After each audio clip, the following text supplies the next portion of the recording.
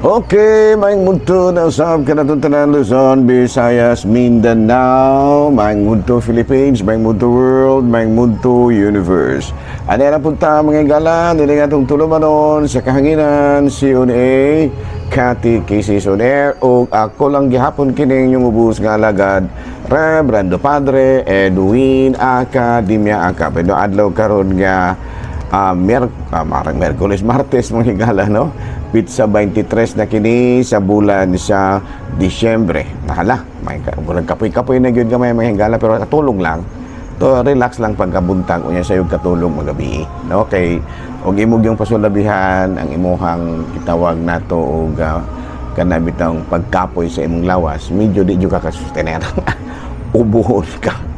Pero ako, mangita dyan kong panahon, mahigala makakatulog. Busan mga 30 minutes, another 30 minutes naman. Gamay na pong nanapoy trabaho, nanapoy misa. Pag kumagamay, or 1 hour naman, matigo, mahigala, mo taas-taas na yun in one day niya. Sayo kagabi, sayon kayo, niya kaog mayo. Naanaran yun, no? Para makastinerta sa atong pag-apil sa misa di Galyo. Nahala, no? May munto na ka na itong tanan, mga higala. Arin na kita sa ato ang Catechesis on Air. Bueno, arit kita sa ato ang CBCP News, Balitang Simbahan, ni ining kamuntuhon. Cardinal Advincula, no? Advincula, gipanghibaka nga nakadawat siyang usa ka malita nga kwarta gikan kang Congressman Romualdez. No, matud pa niya, wala gyud kana mahitabo ug dili gyud kana mahitabo.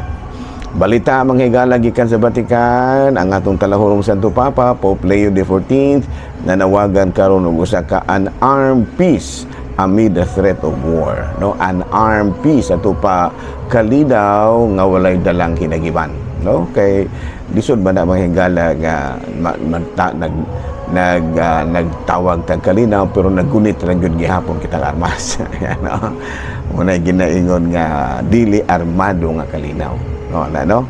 Abino padaya mo kadto mga higala mga balitang simbahan ni ining kamuntuhon ug ari kita mga higala sa ato ang Saint of the Day.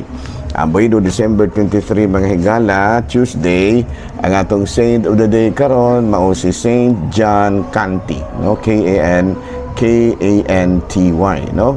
Usa kini siya ka buutan nga pari, usa ka matud pa baalaan nga pari, bisan pa sa pag-atubang niya sa daghan kayong mga pagsulay, no? Gani kining ang iyang gipakigbatukan ang tanan with good humor, patience, kindness and love. Of course, naingon siya nga harshness will damage your soul and spoil the best cause. Ato pa bisan tuod kung medyo kuan kayo ang mga tao ba mura ba o hostile kayo ba murag musukol ikaw niya na, pero padayon gid gihapon si Saint John Canty sa iyahang matud pa paningkamot nga makaserbisyo sa katawhan. Balita mga higala gikan sa Vatican. Padayon karon ang atong talahurong Santo Papa. Abi na mga higala Vatican naman, no? Bulo mga higala mo kadto ang atong Saint of the Day, si Saint John Canty. Abi no? Ari na ta mga higala sa ato ang catechism. Ang ato karong catechism mga higala, no? Transmission mo gihapon, no? The transmission of divine revelation. Abi na mga higala, ang transmission of divine revelation mao ang gipasabot ni mga higala mao ang apostolic tradition, no? Katubad ang gipangtudlo sa mga apostoles tungod kay matud palagi ang mga pagtulunan ni Kristo nga ilang nadawat, sila mismo mao nagtudlo niini pinaagi sa Holy Scriptures ug pinaagi sa sacred tradition, sa sacred scriptures ug sa sacred tradition, no? Sa to pa ang kining gitawag mga higala og ang Biblia og ang naandan ang gitudlo sa mga apostoles, no? Sa to pa kini ang divine revelation is revealed to us through apostolic tradition. Unya maghisgot kana kitag apostolic tradition mga higala mao kana ang sacred scriptures, ang Biblia ug ang sacred tradition. No, nya nasayod kita mga higala nga ang Biblia gisulat sa mga gisulat sa mga authors, no? ubos sa kining gitawag o guidance of the Holy Spirit, inspiration of the Holy Spirit. No, noon niya ang sa atong panahon karon ang gitahasan sa pag-interpret ni ana mao gyud ang magisterium, no? The Bishop of Rome, College of Cardinals, guided by the Holy Spirit, of course, with the help of biblical scholars and many others kining gitawag na to moves, many others that can contribute to the interpretation of the Bible. No? So again, ang transmission of divine revelation referred to apostolic tradition. Ang katugyong sa mga apostoles.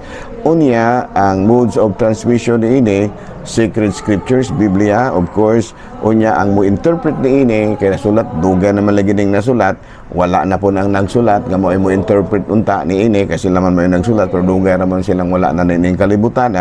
Ang simbahan, no, pinaagi sa ato ang bishop, pinaagi sa Talahurong Santo Papa, College of Cardinals, uban sa guidance sa Holy Spirit, mga biblical scholars, ug daghan pang mga kanang resources maoy mo interpret ni ini. So ito pa ang pagsulat ni ini with the guidance of the Holy with ang pagsulat sa sacred scriptures with the guidance of the Holy Spirit, and of course pag-interpret ni ini with the guidance of the Holy Spirit. No, unya, of course, with the authority given to the magisterium or the Bishop of Rome, together with College of Cardinals, and of course biblical scholars. Yani niingon man si Kristo sa Lucas Kapitulo 10 versikulo 16, miingon siya sa iyang mga tinunan, ang mamati kaninyo, mamati kanako, ang magsalikway kaninyo, magsalikway usab kanako, ug sa nagsugo kanako. Sa ato pa doon nag-authority nga gihatag si Kristo sa iyahang mga tinunan sa pagsulat sa apostolic tradition ug sa pag-interpret sa apostolic tradition. So nadapit din ang sikreto. And of course, a sacred tradition as time passed can be retained, modified, or even abandoned under the guidance of the magisterium. Kini tradition manghigala mao gihapon kay apostolic tradition maghihapon ning kining sacred tradition, pero ang maka-interpret pud gihapon ani mao gihapon ang magisterium, no? Kung angay bang ipadayon o angay bang i-modify o angay bang wad-on no? Kay ang sacred tradition mahauman na siya sa kapanahonan, no? Kay di man pwede nga ang mga tradition sa una ato nga ipadayon karon kinahanglan nga i-modify muna nga ang misa nga usog-usog sa una nagtalikod, karon nagtalikod ang pari, karon nagatubang na. Kaapil naman na sa atong tradisyon kanang Santos nga misa. Klaro?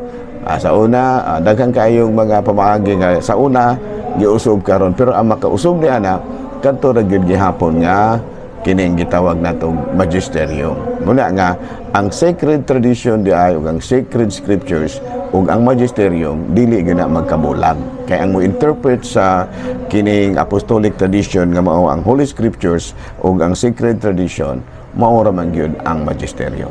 No, klaro no? Unya matud palagi ang so wala no nga mga lain bitaw nga mga pagtulon-an manghigala medyo kuan kay sila kana bataw kining gitawag bitaw nato sa in English o hostile kay sila sa gitawag og pagtulon-an nga gitudlo sa simbahan. Pero kung atong gitanawon manghigala sa Lucas Kapitulo 10 versikulo 16, niingon mangon si Kristo unya miingon siya sa iyang mga tinunan, ang mamati kaninyo mamati kanako ang magsalikway kaninyo magsalikway usab kanako ug sa nagsugo kanako. So diha dapit ang kuluanon kanang pamalandunganan sa mga laing relihiyon, no? Kay kung atong basahon sa parte sa Biblia, ang magisterium aduna man gyud katungod ko kay matud palagi sa Mateo 16 kapitulo 18-20, busa ikaw Pedro ibabaw na ining bato tukuron ko ang akong simbahan ug ihatag ko kanimo ang mga yawi sa gingharian sa langit. Kung unsa imong itugot dinhi sa yuta, itugot usab dito sa langit. Kung unsa inyong idili dinhi sa yuta, idili usab dito sa langit. So wala nga ang kining magisterium nagbase usab niini. Gawas pa niining mabasa sa Lucas kapitulo 10 bersikulo 16 nga nagkanayon kini unya miingon siya sa iya mga tinud-an, ang mamati kaninyo mamati usab kanako, ang magsalikway kaninyo magsalikway usab kanako, ug sa nagsugo kanako. So diha dapit ang medyo balantayan sa mga nato, no? Kay usahay dili kita usahay mutuman kung siya gitudlo sa mga kaparian, sa mga kaobispuhan, ilabi na gayon sa Santo Papa. Klaro? So ang Holy Scriptures, of course, kuha na siya kanang gitawag nato written, no, under the guidance of the Holy Spirit, and should be interpreted under the guidance of the Holy Spirit. The same with the sacred tradition. Ang guidance with the Holy Spirit, no? Pero matud pa lagi, the sacred tradition can be modified, can be retained, or even abandoned under the guidance of the magisterium, of course, under the inspiration of the Holy Spirit. Klaro? Okay, no? So muna nga sa ato bitaw na issue man ron si kuan ba, si kinibang Manny Pacquiao kay nanawagan man gud si kuan ba, si Father Gitgano, no, si Father Darwin ngadto kang ni Manny Pacquiao, no, Senador Pacquiao nga makigdialog unta si kuan, si Father Gitgano og iya ba nga unsa bay dagay iyahang pong tuyo nga makigdialog jud siya kang kuan, kay mura bag si kuan ba, si Manny Pacquiao gud karon sa una makabalo man ta ni Manny Pacquiao, no, pirti man ang katolikuha sa una gani iyang mama kusog kay magnovena, samtang batod pa nakigsinumbagay kini si Manny Pacquiao sa iyang mga kontra nga mga Meksikano. Aduna po ang inahan ang taon dito nga nagnovena, nagdupa, no, nagdupa og nagampo nya siya pod para ber siya makig-away, no, do na mukan pa na siya mangurus pa na siya. Pero karon ang nahitabo ba nga nagtukod siya gyud kaugalingong relihiyon, no, nagtukod siya. Sumada nga si Father Gitgano buot unta nga makigdialog usab kaniya ug aron pod ba nga matagaan pod og katinawan mo na ituyo ni Father Gitgano nga matagaan pod og katinawan si Senador Manny Pacquiao sa iyaha karon nga gihimo nga siya mismo, no, nga siya mismo nagtukod na po sa ihang relihiyon. Kay matud pa usa ra baya kasimbahan ang gitukod ni Kristo, niingon baya si Kristo nga ikaw Pedro, ikaw bato ug ibabaw ni ining bato tukuron ko ang akong simbahan. So to pa usa na kasimbahan ang gitukod.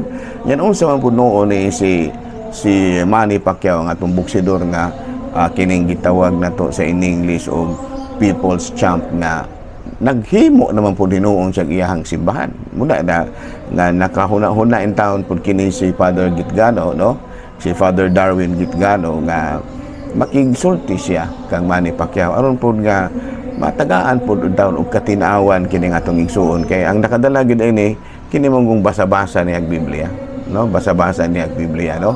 So banda nga kutob sa himo ato gyud nga iampo usab kini si Manny Pacquiao, ang ato ang pride sa Pilipinas, being a people's champ, legendary nga unta, no, magiyahan po din tao ng iyang huda-huda o iyang dili niya ipadayon ng iyang gihimo. Kay murag dako kay kanang matud pa kasaypanan ng iyang gihimo karon nga matud palagi naghimo na gyud hinuon siya iyahang relihiyon. Ayan, no. Sabi no, dinhi na lang mo sa kita kutob ha. Ako lang gihapon kini inyong ubos nga alagad, Reverendo Padre Edwin Academia Acab. Manamilit na usab kaninyo ug manalangin kanato ang Dios nga makagahom sa tanan, Amahan, Anak, Espiritu Santo. Amen. Good noon, Pilipinas.